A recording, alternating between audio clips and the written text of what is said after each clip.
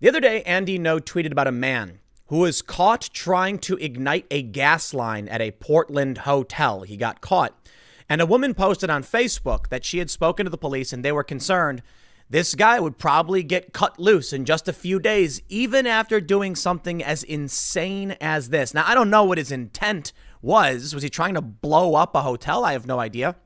I looked into this guy a little bit. I don't really find anything ideological. It just falls in line with crazy people doing crazy things. But the bigger issue is that Portland, I gotta say, is becoming lawless. And this is the result of an ideological district attorney. And worryingly, it may be the beginning of morality policing. If someone is sowing chaos and discord, seems like they're going to allow it. Unless, of course, that individual is a right-winger who's attacking them. So there's a couple other things I want to talk about. For one, I want to go through this and show you what they were saying about a guy. There's a photo of him. He was like wrapping a flaming blanket to a gas line. And then we have this post Andy No put up from the woman where she talks about what happened and how the Portland police said they're probably going to release this guy. Just cut him loose. And he could do worse. He could do more things. But some big news as it relates to the protest is we have this story. Patriot Prayer leader Joey Gibson sues Multnomah County DA Mike Schmidt in federal court. Why? Well, Joey Gibson is facing felony riot charges. It's one charge, and they won't drop it. That's strange because according to Mike Schmidt, the DA, they actually were dropping a lot of riot charges for the left. So that's the argument that, well, I'll put it mildly. If you oppose their ideology, then they're going to lock you up. Now, here's my bigger concern, and we'll go through some of this stuff because we have some polls. Oregon voters say Portland protests now do more harm than good, and Portland is a very left-wing place, and they're turning on the mayor, and people not having it. We'll put it that way. But here's my bigger concern, and maybe a little hyperbolic, but listen. We know that the people of this ideology say revolution, nothing less. We know that they say we must dismantle capitalism and white supremacy. So, of course, Joey Gibson will face felony riot charges, and they won't drop that. They're going to say, no, we're going to use the power of the state to lock up, you right-wingers. They'll literally go and they hunted a guy down and killed him. But if it's an arsonist, if it destroys the system, the police worry this guy will actually get released. Now, I'm not saying he actually will get released. I don't know for sure. But here's the post we have from Facebook. And I want to show you this first because the bigger issue to me is the lawlessness that we're seeing creeping into places like Portland. It's no surprise then that Joey Gibson has to take it to the feds to try and get some relief in the courts because it seems like only Donald Trump, the DHS, and the federal attorneys are actually willing to enforce the law right now. These local jurisdictions have gone off the rails. Here's a post that Andy No put up from Susan Gadati. She says, today was a day I won't soon forget. This morning on my way to work, I saw firsthand some of the depravity that is infecting Portland and how our law enforcement has their hands tied in protecting our city. As I was driving around the back of a building to go park, I saw two men standing by the back corner of the building, looking around at me as I drove around the corner. And what I saw startled me so much that I didn't process what I was seeing at first. These two idiots were fumbling with a burning blanket they had wrapped around the natural gas valve that feeds the gas into the hotel and is located on the wall of the hotel. When they saw me put on the brakes and stop, they started walking quickly away from it. I finally got my camera app open and was able to snap a picture of the guy that I saw wrapping the blanket up around the valve before he took off. He kept looking at me, but he turned his face away from me just as I snapped it. Then I called 911, which took what seemed like a long time to get through. But the fire department got there faster than it took to get through to the 911 operator. After the fire inspector, who was also a Portland police detective, came to the hotel, I was asked to give a statement of what I saw. While we were talking, he got the call that they had apprehended one of the suspects and would I be willing to go and see if I could identify if this is who I saw at the hotel. I agreed and we drove about 5 blocks to where they had him and I was able to positively identify him. And so did a couple of other people who had actually started following them when they realized what was going on. On the way back to my office, the inspector told me that it was his feeling this guy would be in jail for maybe 3 days and then would be cut loose again.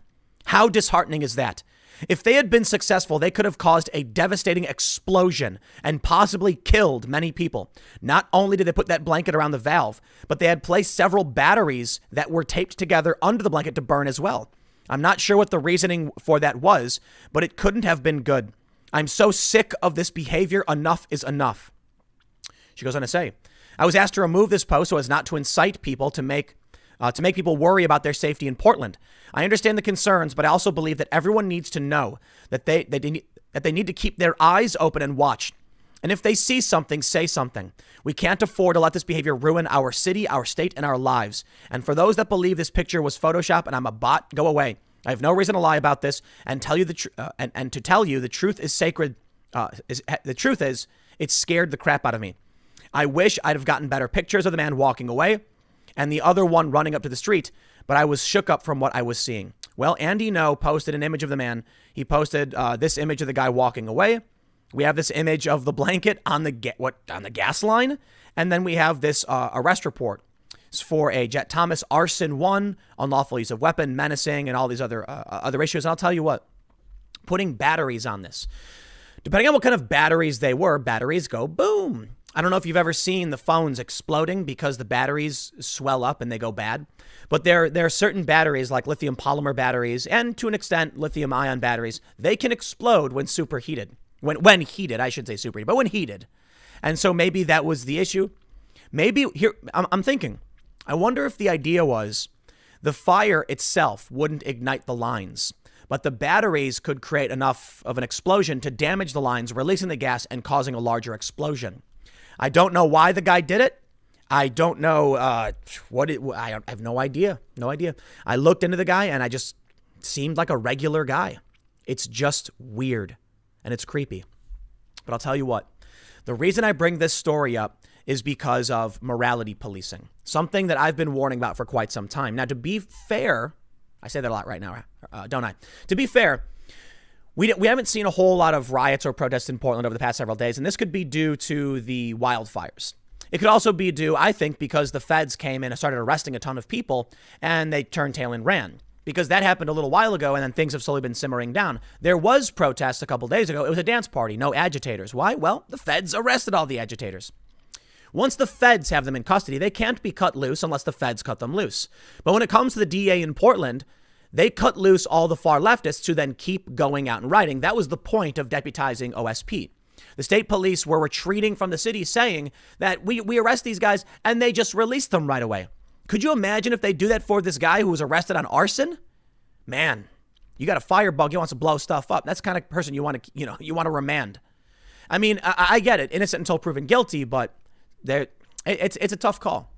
I think if someone's caught, there's photos, it was an argument for remand. But now Patriot Prayer leader Joey Gibson is suing Multnomah County DA Mike Schmidt in federal court. This is over selective prosecution. Patriot Prayer leader Joey Gibson and supporter Russell Schultz both face pending riot charges in Multnomah County. On Friday, filed a federal lawsuit against the county's district attorney, alleging selective prosecution based on political beliefs. The suit accuses District Attorney Mike Schmidt of engaging in unfair prosecution by refusing to dismiss a sole felony riot allegation against both Gibson and Schultz in light of his new office policy. Schmidt announced last month that his office wouldn't pursue riot charges against people involved in recent Portland protests without an accompanying allegation of specific property damage or use of force.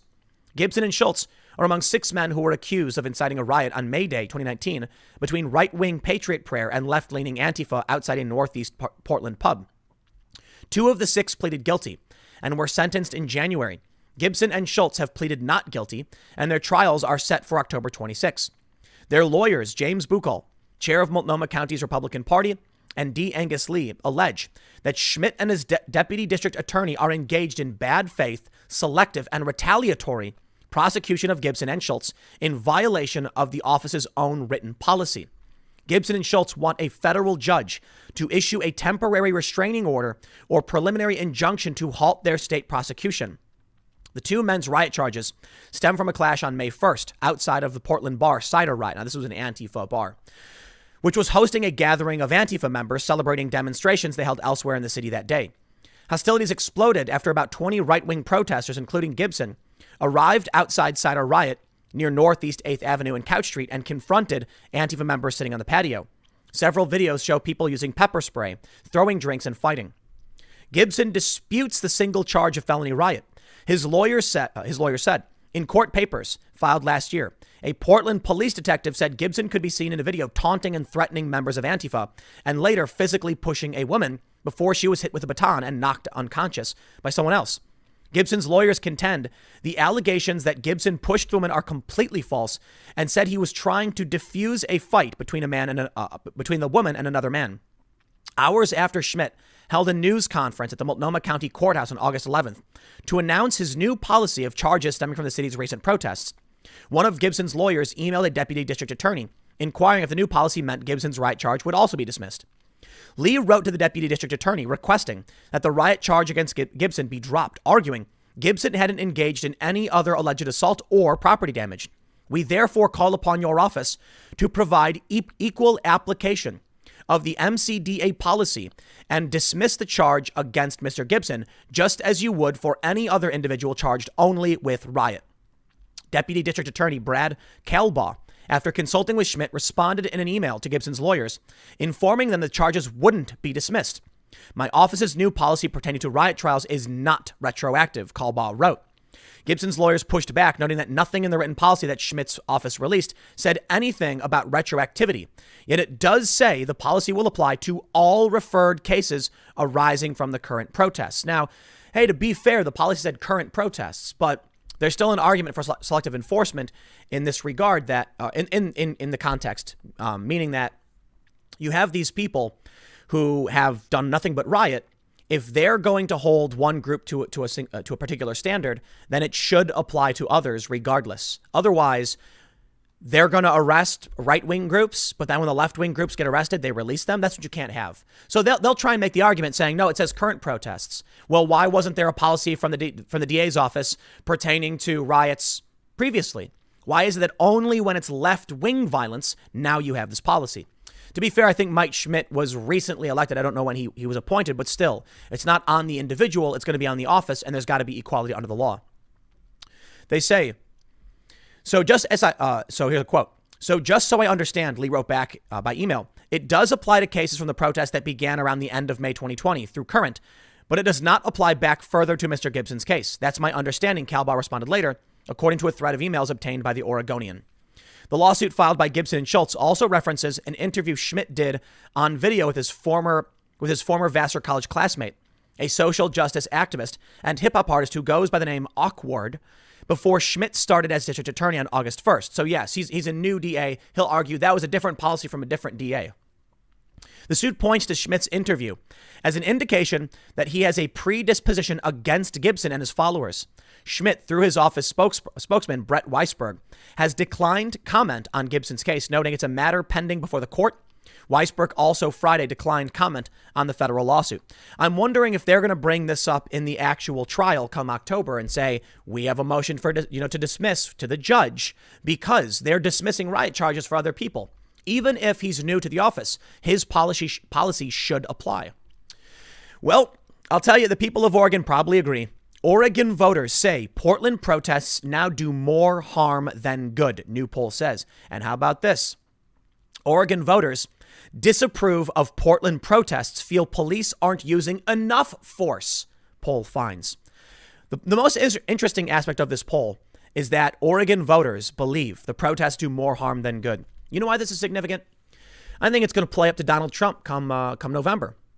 Now, just a couple months away from the election, think about this. Oregon voters, it's Oregon voters, so it's not necessarily all the far left. There are conservatives in Oregon. But I think about this just in terms of a general, okay, maybe it's not fair to say Oregon is representative of the country, but you got conservative areas, you got liberal areas, and now everybody is saying, nah, not good. We don't like what they're doing. It's causing more harm. Do you think regular Americans in other parts of the country feel similarly? Because I do. And I think we're watching, Portland specifically, and Oregon voters talking about what's happening in their state. What do you think people in this country are talking about when it comes to what's happening in their country? Just the other night, there were still riots. Okay, so I can tell you that Portland, for the most part, has been chill. The OSP has gone in and kind of wrapped things up. But we did see protests. Rochester is still heating up. There's still riots in other parts of the country. And, just general violence and vandalism. And it could be a couple things why the protests stopped. Like I mentioned, it could be the fires. It could be Donald Trump solved the problem. I think that's a strong, I believe that's the strongest that's the most likelihood circumstance as to why the protests and the riots have sort of died down. But a lot of these people are probably heading to D.C. We're now only about 5 days away from the White House siege, so we'll see how that stuff starts to play out. But I do want to show you something I find truly fascinating here. I mentioned this in my main segment the other day. A majority of Oregon voters disapprove of how all major elected leaders have responded to the ongoing protests across the U.S. and Oregon. But take a look at Trump. 51% strongly disagree with what Trump did in response to the protests. What did he do? What did Trump do? He defended the courthouse.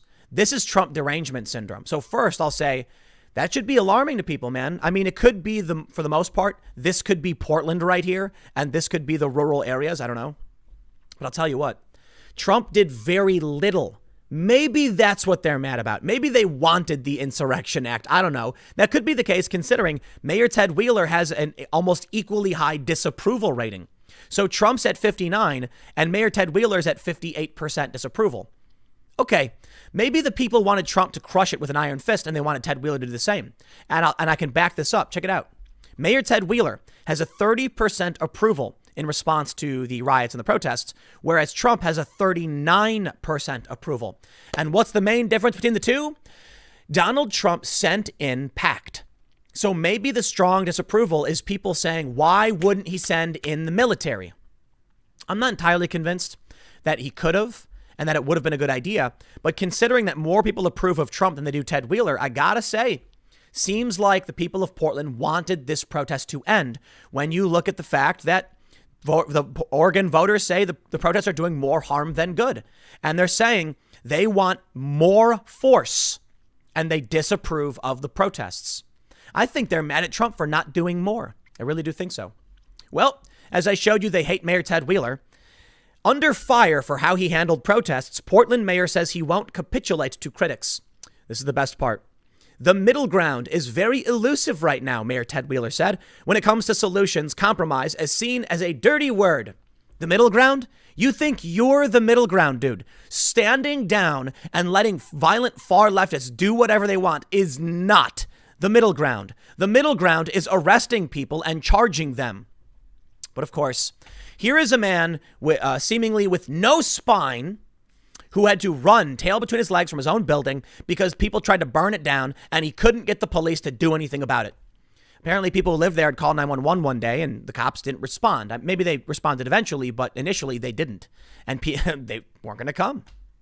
Why go to Ted Wheeler's condo? He's the one who foments all of this. So he runs tail between his legs, scared. Now people are dragging him, saying he's done a terrible job. And he says, but I'm on the middle ground. No, you're not. You're doing nothing. Ineffectual, pathetic, and feckless. So I guess what? Recall the guy. There's a lot of people saying that they want him recalled. They want him fired. They want him to resign. Both conservatives and the far left are saying the mayor should resign. And you know what? I think so. Check it out. They say conservatives claim he has not done enough to protect the city from protesters who have gathered every night for more than 3 months, sometimes lighting fires and antagonizing police. Progressives say he hasn't done enough to protect residents from police officers who lob tear gas and other projectiles into the crowds. President Trump called Wheeler a fool for not reining in protesters, while Black Lives Matter advocates said Wheeler mishandled the unrest, which shows no signs of slowing down. I am embarrassed for him, protester Alashia Lauer said during a July demonstration. It's about time that Ted Wheeler realizes that people are demanding real change in the system. Zero change is causing nightly violence. Oh, he's causing the violence. Well, I'll tell you what, kind of. But it really does come down to the DA, and that's why the lawsuit's so significant. But I love it. No one's making you go out and throw explosives, dude. No one's making you go out and try and tear down barriers, vandalize stuff, and beat people in the streets. I love how that's like the main go-to for the far left. They show up and they start beating people and they're going like, oh no, they're making me hit you. Why is Mayor Ted Wheeler making me beat you in the street? Why are they making me throw this firework? He's not. But he's not doing anything about it anyway. So I find it funny when he says it's the middle ground. The middle ground is doing nothing. Okay. The far left and the right are complaining you're doing nothing. There's no middle ground. They're both mad about it. Now, granted, they want you to do two different things, and the far left is insane. So Ted Wheeler recently announced they were banning the use of tear gas in Portland. Okay, fine, whatever. The riots seem to have died down because Trump really did solve the problem, in my opinion. Or, people are heading to D.C. I have no idea.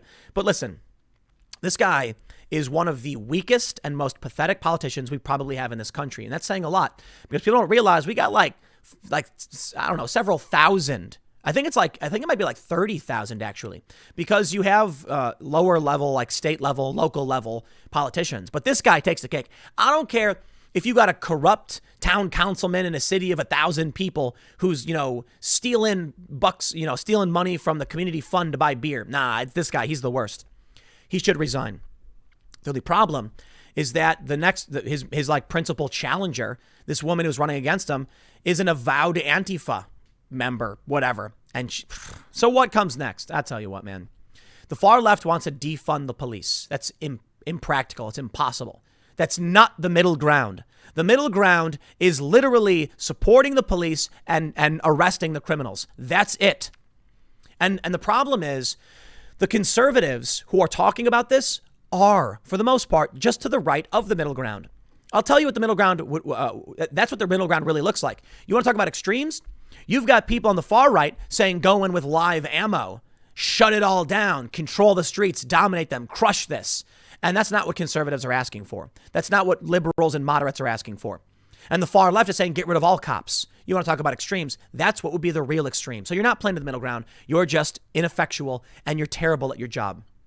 Now, it'll be interesting to see how the lawsuit with Joey Gibson plays out. And more importantly, I'm hoping they don't release this guy innocent until proven guilty, right? But seriously, Portland's got deep-seated issues, man. If this is what the police feel like is going to happen, you got morality problems. Well, you do got morality problems in the DA's office, but you got morale problems too. I don't know, man. Portland, maybe they'll figure it out, whatever. I'll leave it there. Next segment's coming up at 1 p.m. on this channel, and I will see you all then.